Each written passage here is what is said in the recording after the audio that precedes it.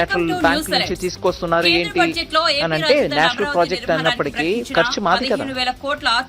So grant అని అడగడానికి అక్కడ ఆస్కారం లేదు. నిర్మలా సీతారామన్ స్పష్టతనిచ్చారు.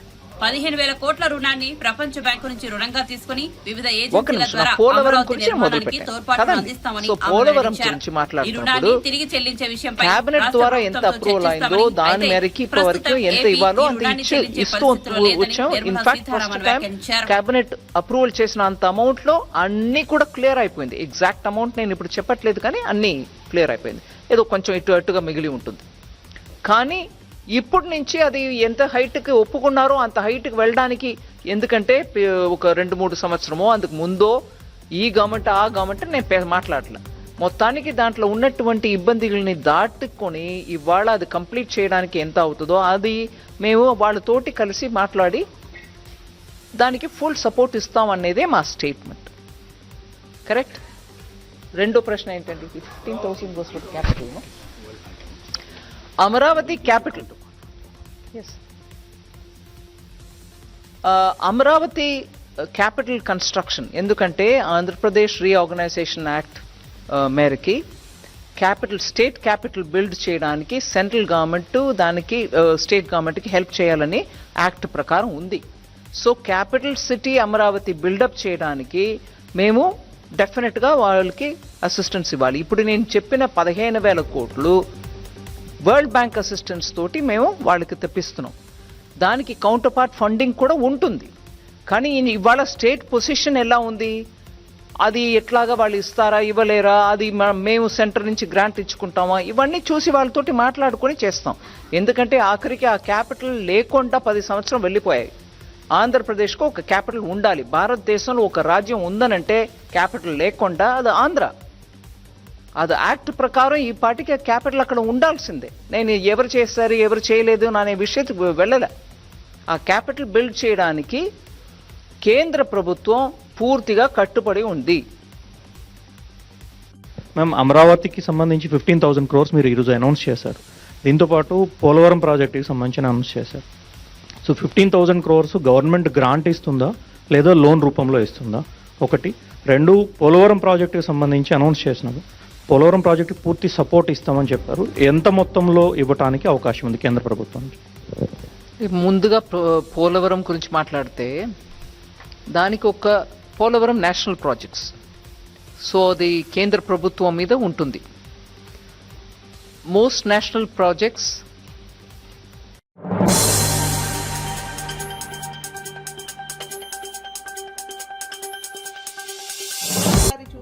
ఏపీ రాజధాని అమరావతి నిర్మాణానికి 15,000 కోట్ల కేటాయింపులు చేసి దాని నిర్మాణ బాధ్యతను కేంద్ర ప్రభుత్వం తీసుకుందని బీజేపీ రాష్ట్ర అధ్యక్షురాలు పురంధేశ్వరి అన్నారు.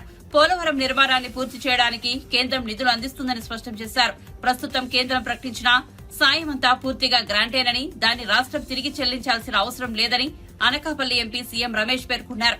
బడ్జెట్ లో ఏపీకి పెద్ద ఎత్తున కేటాయింపులు జరిపిన నేపథ్యంలో వారి కేంద్ర మంత్రి భూపతి రాజు శ్రీనివాస వర్మతో కలిసి కేక్ కట్ చేసి సంతోషం వ్యక్తం చేశారు. అనంతరం మీడియాతో మాట్లాడారు. శాఖ ఆర్థిక మంత్రి గారు తీసుకున్నటువంటి నిర్ణయాలు ఎప్పటికప్పుడు సమయానుకూలంగా మనం చూసినట్లయితే కరోనా సందర్భంలో చాలా దేశాలు ఇన్ఫ్యూజన్ చేసేసి అవి కుప్పకూలిపోయిన తర్వాత మనం ఆలోచించి ఏ విధంగా మనం ఇన్ఫ్యూజన్ చేయాలి అని ఆలోచించి మనం చేసినటువంటి సందర్భంలో మన ఆర్థిక వ్యవస్థ కూలలేదు. కనుక సమయానుకూలంగా ఆలోచించి సందర్భోచితంగా నిర్ణయాలు తీసుకున్నటువంటి సందర్భంలో భారతదేశ ఎదుగుదలని మనం సాధించగలుగుతున్నాం. ఈ బడ్జెట్లో కనుక మనం చూసినట్లయితే 4 ప్రధాన సెక్టర్స్ మీద దృష్టి అంతా కూడా కేంద్రీకరించడం జరిగింది.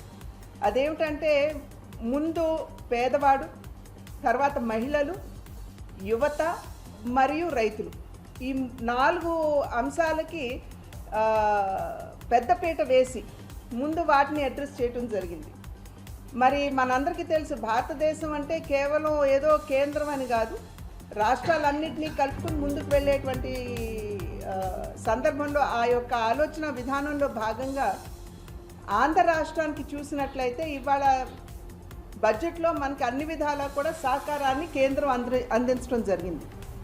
ఇవాళ చూసినట్లయితే గడిచిన 5 సంవత్సరాల కాలంలో బహుశా మన భారతదేశంలోనే కాదు ప్రపంచంలో కూడా రాజధాని లేని రాష్ట్రం ఉంటుంది అని చెప్పి మేమైతే విశ్వసించడం లేదు.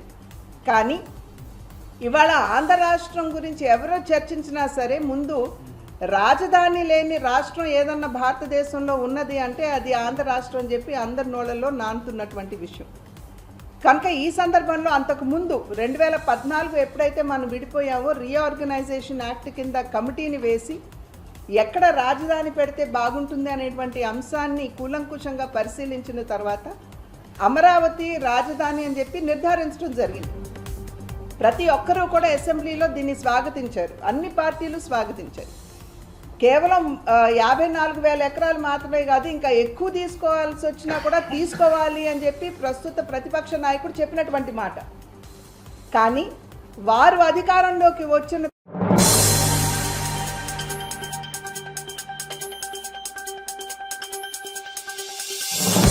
ఏపీ భవిష్యత్తు రాష్ట్ర పునర్నిర్మాణం కోసం జనసేన పార్టీ సంపూర్ణ సహకారం అందిస్తుందని డిప్యూటీ సీఎం పవన్ కళ్యాణ్ అన్నారు. గవర్నర్ ప్రసంగానికి ధన్యవాదాలు తెలిపే తీర్మానంపై చర్చలో భాగంగా ఆయన అసెంబ్లీలో మాట్లాడారు. వైఎస్ఆర్సీపీ పాలనతో రాష్ట్ర ఖజానా ఖాళీ కావడంతో పాటు పోలవరం, అమరావతి ఆగిపోయాయి. రాష్ట్రంలో శాంతి భద్రతలు లేకుండా పోయాయి. రాష్ట్ర అభివృద్ది కోసం చంద్రబాబు వంటి సుదీర్ఘ అనుభవం ఉన్న నాయకుడి ఆధ్వర్యంలో కలిసి పనిచేస్తాం. ఎవరూ కక్ష సాధింపు చర్యలకు పాల్పడవద్దు, అవినీతికి ఆస్కారం లేకుండా పనిచేయాలి. తప్పు చేస్తే జనసేన వారికైనా చర్యలు ఉంటాయి. నేను తప్పు చేసినా చర్యలు తీసుకోవాలని పవన్ పేర్కొన్నారు. అలాగే సామాజిక మాధ్యమాలని స్థాయి దాటి మాట్లాడితే వారికి ఎలాంటి వాళ్ళని ఎలా పరిమితం చేయాలనేది కూడా ఒకసారి హౌస్ అందరూ ఆలోచించాలి. ఒకసారి దీని మీద ఒక విధి విధానాలు రూపొందించాలని కోరుకున్నాను అధ్యక్ష. అలాగే ముఖ్యంగా ఇక్కడ సభలో ఉన్న మా సహచర ఎమ్మెల్యేలు, గౌరవ ముఖ్యమంత్రి గారు, మేమందరం కూడా వీఆర్ ఆల్ కమిటెడ్ సార్. రాష్ట్ర భవిష్యత్తు కోసం, పునర్నిర్మాణం కోసం మేము సర్వం త్యాగం చేయడానికి సిద్ధంగా ఉన్నాం. తప్పులు జరిగితే వ్యక్తులు తప్పులు అవుతాయి కానీ పార్టీలు తప్పులు అవ్వం. సో ముగింపు వాక్యాలుగా అధ్యక్ష, కవి సామ్రాట్ శ్రీ విశ్వనాథ సత్యనారాయణ గారు చెప్పిన మాట ఒకటి అధ్యక్ష. అన్ని అనర్థాలకి మూలం మానవ ప్రవృత్తి హేతువు కానీ, వాని జాతి కానీ, కులం కానీ, మతం కానీ, ప్రాంతం కానీ కాదు. వ్యక్తులు చేసిన తప్పుల్ని దయచేసి వ్యక్తులకే ఆపాదించాల అధ్యక్ష, పార్టీలకు కాదు. అలాగే ఈ క్రమంలో తప్పులు చేస్తే విధి నీతిలో ఒకటి చెప్తారు. గ్రామం కోసం ఒక కుటుంబాన్ని, ఒక రాజ్యం కోసం ఒక గ్రామాన్ని వదులుకోక తప్పదు. అలాగే నాలాంటి వాడు కూడా తప్పులు చేసిన అధ్యక్ష చాలా నిస్సందేహంగా నాలాంటి వాడిని కూడా శిక్షించాలి అధ్యక్ష. అలాంటి బలమైన సంకేతం ప్రజలకు పంపించాలి అధ్యక్ష. మేమందరం కూడా తప్పు ఎవరు చేసినా అది మనమే దాన్ని ముందుకు తీసుకెళ్ళకపోతే నేను కూడా దీనికి సంసిద్ధంగా ఉన్నాను. నా ద్వారా ఏదన్నా తప్పులు జరిగినా, అవకతవకలు జరిగినా నా మీద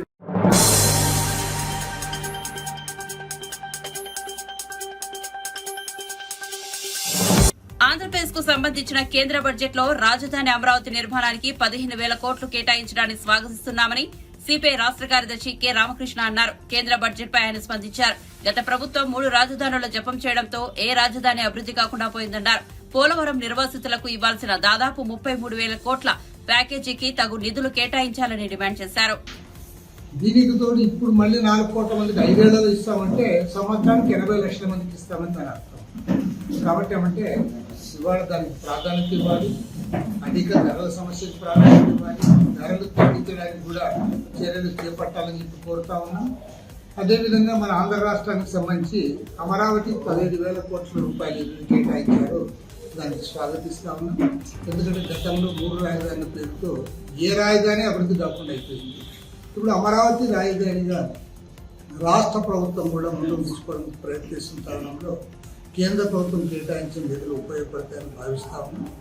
పోలవరం నిర్మాణం విషయంలో కూడా నిర్వాసితుల సమస్యల గురించి పట్టించుకోకుండా, వారికి ఇవ్వాల్సిన కాంపెన్సేషన్ ఇవ్వకుండా మేము ప్రాజెక్టు పూర్తి చేస్తామంటే దానివల్ల ఎలాంటి ఉపయోగం లేదు. ఎందుకంటే నిర్వాసితులకు ఇవ్వాల్సిన కాంపోనెంట్ దాదాపు 30,000 కోట్ల రూపాయలు ఉన్న తరుణంలో దానికి ప్రాధాన్యత ఇవ్వాలని కోరుతున్నాం. అదేవిధంగా వెనుకబడిన ఉత్తరాంధ్ర, రాయలసీమ, ప్రకాశం జిల్లాలకు ప్యాకేజ్ పేరుతో గతంలో జిల్లాకు 50 కోట్ల రూపాయలు ఇచ్చారు. అది ఏ మూలకు సరిపడదు. కాబట్టి బుందేల్ఖండ్ తరహా ప్యాకేజ్ ఇవ్వాలని మేము ముందు నుంచి కూడా కోరుతా ఉన్నాం.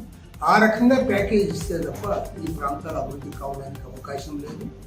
అంతేకాకుండా చెన్నై కారిడార్ విషయంలో, హైదరాబాద్ బెంగళూరు కారిడార్ విషయంలో ఆయా ప్రాంతాల్లో ఇండస్ట్రియల్ హబ్స్ ఏర్పాటు చేసి దాన్ని డెవలప్ చేసి కూడా కొంత ఉపాధి అవకాశం ఉంది. దానికి కూడా ప్రాధాన్యత ఇవ్వాలని కోరుతా ఉన్నాం. ఏది ఏమైనా సరే మన ముఖ్యమంత్రి చంద్రబాబు నాయుడు గారు రాష్ట్రానికి ప్రత్యేక హోదా కొరకు కేంద్ర ప్రభుత్వం పైన ఒత్తిడి పెంచి జనతాదళ్ యు నాయకులు నితీష్ కుమార్తో కలిసి సాధించుకోవడం ద్వారా మాత్రమే ఈ రాష్ట్రం అభివృద్ధి కావడానికి అవకాశం ఉంది. ఆ రకంగా చర్యలు చేపట్టాలని చెప్పి ముఖ్యమంత్రి గారిని కోరుతారు.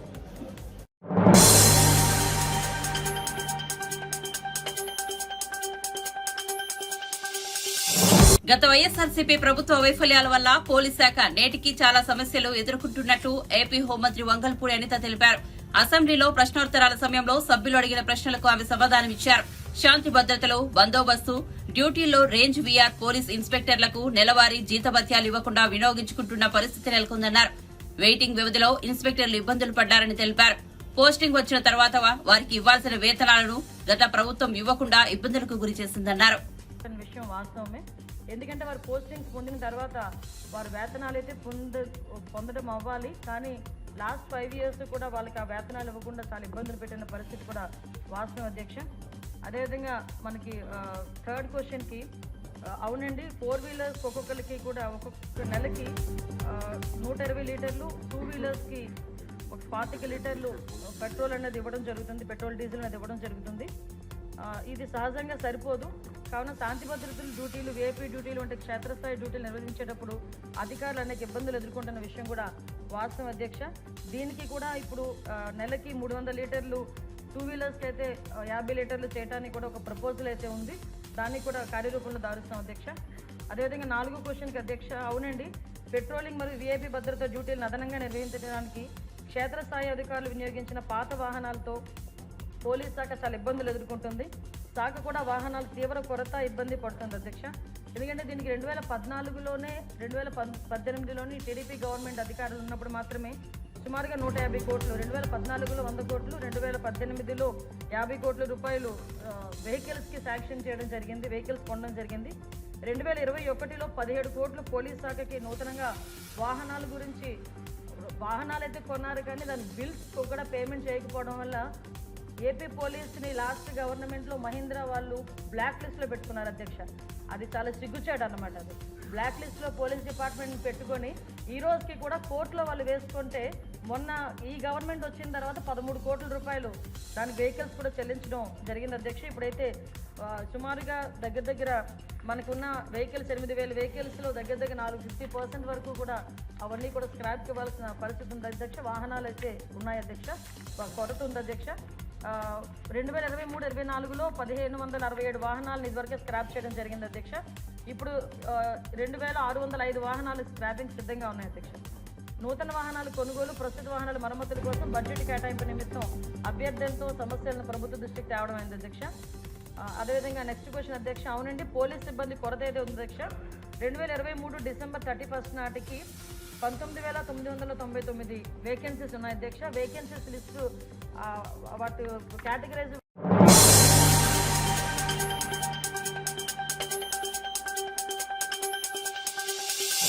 ఏపీకి కేంద్రం భారీ నిధులు కేటాయించడంపై మంత్రి నాదెండ్ల మనోహర్ ఆసక్తికర వ్యాఖ్యలు చేశారు.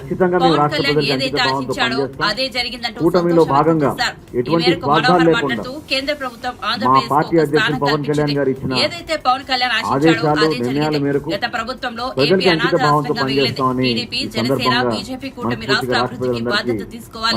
ఆంధ్రప్రదేశ్ ను పట్టించుకోవడం లేదని ప్రజలు అనుకోకుండా రాష్ట్రాన్ని అభివృద్ధి చేసేందుకు నిధులు కేటాయించాలని కేంద్రాన్ని అడిగినందుకు అభినందిస్తున్నా. ఎలాంటి స్వార్థం లేకుండా ప్రజల కోసం అంకిత భావంతో పనిచేస్తాం. పవన్ కళ్యాణ్ అసెంబ్లీలో చెప్పిన మాటను ఖచ్చితంగా పాటిస్తామన్నారు. మన ప్రాంతానికి పెట్టుబడులు రావాలి అనే ఒక అంకిత భావంతో 2020లో 2020 జనవరిలో భారతీయ జనతా పార్టీతో ఆ రోజు పొత్తు పెట్టుకున్నప్పుడు పవన్ కళ్యాణ్ గారు అమిత్ షా గారిని, జేపీ నడ్డా గారిని, ఆ రోజు కోరింది ఒకటే, మా రాష్ట్రం గురించి దయచేసి మీరు పట్టించుకోండి, అనాథులైపోయాం, ఈ కొత్త ప్రభుత్వం వచ్చిన తర్వాత వాళ్ళు చేస్తున్న అరాచకాలు కేవలం వాళ్ళ స్వలాభం కోసం వాళ్ళు అనుసరించే విధానాలు, వాటిని వ్యతిరేకిస్తూ నిజాయితీగా కష్టపడి మా ప్రజల పక్షాన, అమరావతి రైతుల పక్షాన మేము వచ్చాం ఢిల్లీకి, దాన్ని మీరు గుర్తించాలని చెప్పి ఏదైతే ఆ రోజు ఆయన మాట్లాడారో, ఒక సుదీర్ఘ ప్రస్థానం తర్వాత Janasena party, Telugu Desam party, Bharatiya Janata party కూటమి ఏర్పడినప్పుడు కూడా మేమందరం కూడా కలిసి ఆ రోజు చంద్రబాబు నాయుడు గారి నాయకత్వంలో, పవన్ కళ్యాణ్ గారి నాయకత్వంలో మా చర్చల్లో భాగంగా కోరింది ఒకటే, అమరావతి నిర్మాణం కోసం మీరు సహాయం అందించాలి, పోలవరం ఎట్టి పరిస్థితుల్లో కూడా ఆ ప్రాజెక్ట్ బాధ్యత రాష్ట్ర ప్రభుత్వం పైన ఎంత ఉందో కేంద్ర ప్రభుత్వం పైన కూడా అదే విధంగా బాధ్యత ఉండాలి. దయచేసి ఎక్కడ కూడా వివక్ష చూపించారు, ఆంధ్రప్రదేశ్ని ఆదుకోవడం లేదనే భావన ప్రజల్లో కలగకుండా మనందరం కలిసి పనిచేద్దామని ఆ రోజు చర్చల్లో భాగంగా మాట్లాడినప్పుడు ఆ నాయకత్వం ఇచ్చిన మాట ఈరోజు కేంద్ర బడ్జెట్లో మన రాష్ట్రానికి అమరావతి విషయంలో కానివ్వండి, పోలవరం విషయంలో కానివ్వండి, ఉపాధి కల్పించే విధంగా వాళ్ళు తీసుకున్న కొన్ని నిర్ణయాలు కానివ్వండి, ఖచ్చితంగా ఒక బంగారు భవిష్యత్తు ఉండే విధంగా దేనికైతే మన నాయకత్వం ఏకదాటిపైన కలిసి వచ్చి పవన్ కళ్యాణ్ గారిని ఆదర్శవంతంగా తీసుకుని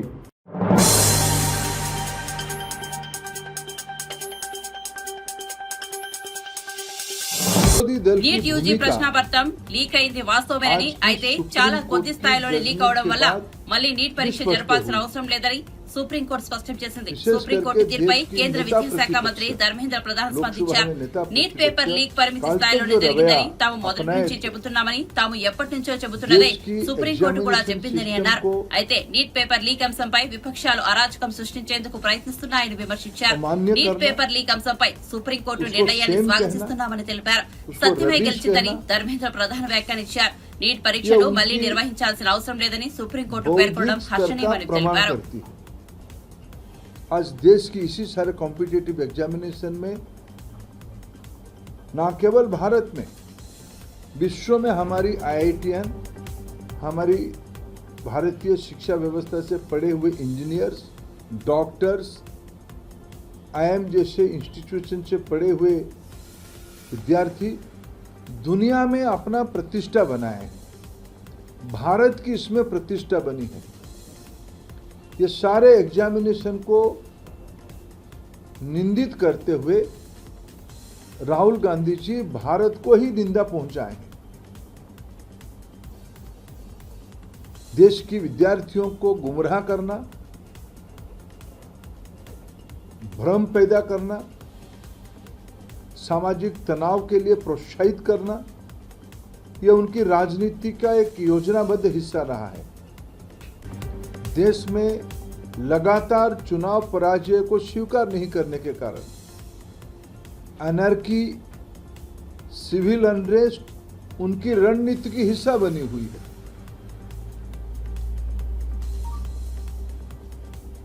मैं उनको अपील करता हूं, पिछले दिनों में देश के अंदर और समूचा विपक्ष की जो लोग जिन लोगों ने इस गैर जिम्मेवाराना कामों में लगे थे, इन सबको मैं अपील करना चाहता हूं, कम से कम देश की नौजवानों को, देश की विद्यार्थियों को, उनकी अभिभावकों को वो माफी मांगना चाहिए।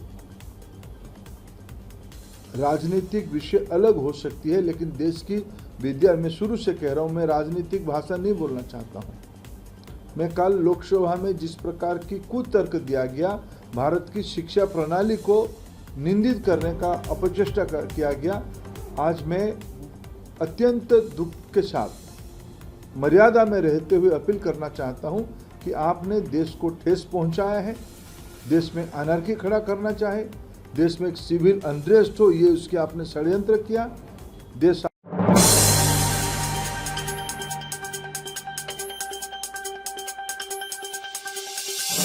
వైఎస్ఆర్సీపీ ప్రభుత్వం చేపట్టిన నాడు నేడు పనులపై సమగ్ర విచారణ చేయిస్తామని విద్యాశాఖ మంత్రి నారా లోకేష్ ప్రకటించారు.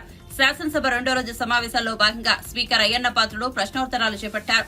గత ప్రభుత్వం చేపట్టిన నాడు నేడు పనుల్లో భారీగా అవినీతి జరిగిందని టీడీపీ ఎమ్మెల్యేలు తెనాలి శ్రవణ్ కుమార్, ధూళిపాల నరేంద్ర, ఏలూరి సాంబశివరావు సభ దృష్టికి తీసుకొచ్చారు. దీనిపై విచారణ చేపట్టాలని రాష్ట్ర ప్రభుత్వాన్ని కోరారు. అనంతరం మంత్రి లోకేష్ మాట్లాడుతూ ప్రభుత్వ పాఠశాలలను బలోపేతం చేస్తామని తెలిపారు. నాడు నేడుపై ప్రభుత్వ విచారణ చేపడతామన్నారు. గతంలో నాసిరకం పనులు ఎందుకు చేపట్టారు, పనులు ఎందుకు సరిగా జరగలేదు అనే అంశాలపై ఆరా తీస్తామన్నారు. కేజీ టు పీజీ వ్యవస్థ ప్రక్షాళన చేపడతామని తెలిపారు. ప్రభుత్వ పాఠశాలల్ని మేము బలోపేతం చేస్తాం. ప్రైవేట్ పాఠశాలలకి ధీటుగా ప్రభుత్వ పాఠశాలలు తీర్చిదిద్దాలనేది మా లక్ష్యం. అందుకే చంద్రబాబు నాయుడు గారి నాయకత్వంతో మెగా డిఎస్సి కూడా ప్రకటించాం.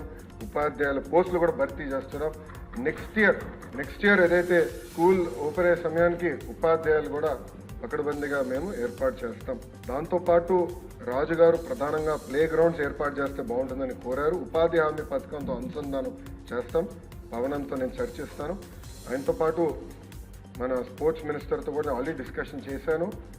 ఇంటర్ స్కూల్ కాంపిటీషన్ ఎట్లా పెట్టాలి, ఇంటర్ డిస్ట్రిక్ట్ కాంపిటీషన్స్ ఎట్లా ఏర్పాటు చేయాలి, కేవలం స్పోర్ట్సే కాదు ఆర్ట్స్ అండ్ క్రాఫ్ట్స్ని ఎట్లా ప్రోత్సహించాలి అని దానిపైన మేము కూడా డిస్కస్ చేస్తున్నాం. సాంసర్ గారు అన్నట్లు ఉపాధ్యాయుల్ని కూడా పెద్ద ఎత్తున హెరాస్మెంట్ జరిగింది. గత ప్రభుత్వం వాళ్ళకి అనేక యాప్లు ఇచ్చి వాళ్ళు అన్ని రకాలుగా ఇబ్బంది పెట్టిన విషయం వాస్తవం. పాదయాత్రలో కూడా ఉపాధ్యాయులను కలిశారు. వాళ్ళ సమస్యలు నాకు చెప్పడం జరిగింది. ఈ సంవత్సరం నా ఆలోచన, I'm subject to correction from members, నా ఆలోచన ఏంటంటే ఈ సంవత్సరం ముందల కేజీ టు పీజీ విద్యను మొత్తం ప్రక్షాళన చేద్దాం. నేను పక్క రాష్ట్రాల్లో కూడా ఎలాంటి కార్యక్రమాలు జరుగుతున్నాయి అనేది నేను చదువుతాను. ఉత్తరప్రదేశ్లో నిపుణ్ కార్యక్రమం చేస్తున్నారు, ఢిల్లీలో కూడా అనేక కార్యక్రమాలు చేస్తున్నారు. నేను కూడా అది మొత్తం రివ్యూ చేస్తున్నాను. నేను కూడా ఫీల్డ్ విజిట్స్కి వెళ్ళాల్సిన అవసరం ఉంది. ఒక పక్కన విద్యార్థుల కోసం మనం డబ్బులు ఖర్చు పెడుతున్నాం, మిడ్ డే మీల్స్ కార్యక్రమాలు ఇస్తున్నాం, ఇన్ఫ్రాస్ట్రక్చర్ ఇంప్రూవ్ చేస్తున్నాం. కానీ లెర్నింగ్ అవుట్కమ్స్ ఏంటి? ఎందుకంటే మంగళగిరిలో కూడా నేను ఉపాధ్యాయులను కలిసినప్పుడు వాళ్ళు అదే అడిగారు. 6వ తరగతి వరకు మీరు ఏం నేర్పించకుండా మాకు తోసేసి మంచి మార్కులు రావాలంటే ఎట్లా వస్తాయి? సో లెర్నింగ్ అవుట్కమ్స్ ఎట్లా మెజర్ చేయాలి అని దానిపైన కూడా మేము చర్చిస్తున్నాం. కేజీ టు పీజీ నేను పాదయాత్రలు కూడా చెప్పాను, కరికులంని బలోపేతం చేయాలి, రీవర్క్ చేయాల్సిన అవసరం ఉంది. అది చేసే ముందర పక్క రాష్ట్రాల్లో ఏం జరుగుతుందో కూడా నేను చూస్తున్నాను అధ్యక్ష. దానివల్ల వాళ్ళకి వచ్చిన అవుట్కమ్స్ ఏంటి అనేది మేము చదువుతున్నాం. ఆ మొత్తం రోడ్ మ్యాప్ ప్రిపేర్ చేసి సంఘాలతో కూడా మేము చర్చించి అందరు బయ్యన్ అయిన తర్వాత ఆ రోడ్ మ్యాప్ ప్రజల ముందర పెట్టాలి.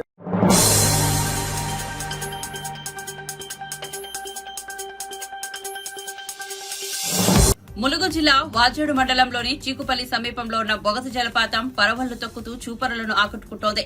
బొగతి జలపాతాన్ని మంత్రి సీతక్క సందర్శించారు. 3 రోజుల పాటు ఏకధాటిగా కురిసిన భారీ వర్షాలకు వరద ముంపు ప్రాంతాలను పరిశీలించేందుకు మంత్రి వెంట జిల్లా కలెక్టర్ దివాకర, టీఎస్ అదనపు collector P Sreeja, Congress party నాయకులు వెళ్లారు. బొగతి జలపాతం డ్రోన్ విజువల్స్ మీరు చూడండి.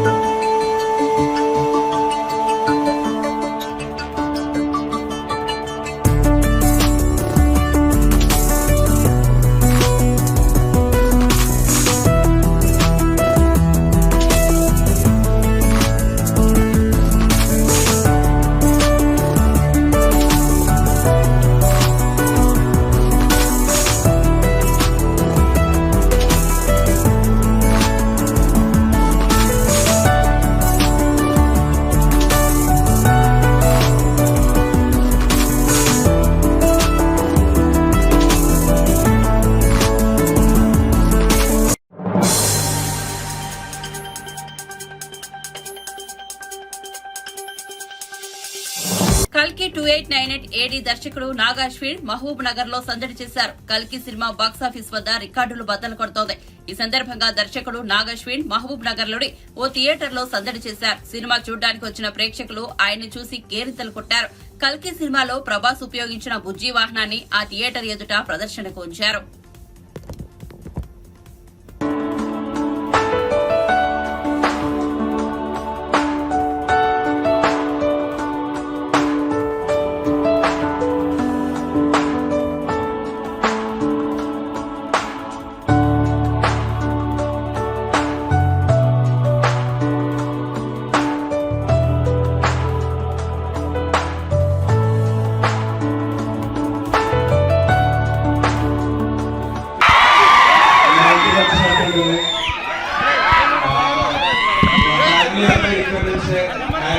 సినిమా ఇక్కడ ఇంత పెద్దగా ఆడడం ఒక స్పెషాలిటీ అయితే ఫస్ట్ ఇక్కడ వచ్చి మా విజయ్ స్క్రీన్ లో చూడటం అండ్ రెబల్ స్టార్ ప్రభాస్ అందరికీ థ్యాంక్ యూ సో మచ్. అసలు నైజామ్ లో ప్రొడక్షన్ లో అదర్ నంబర్స్ మాట్లాడుకుంటే గర్వం ఉండాలి. అది ఈ సినిమా ఇన్ని రోజులు ఇంత పెద్ద విజయం జరిగింది. అండ్ బుజ్జిని ఫైనలీ ఊరంతా దేశమంతా తిప్పి ఫైనలీ మహబూబ్ నగర్ తీసుకొచ్చాడు మా రమేష్, బుజ్జి రమేష్.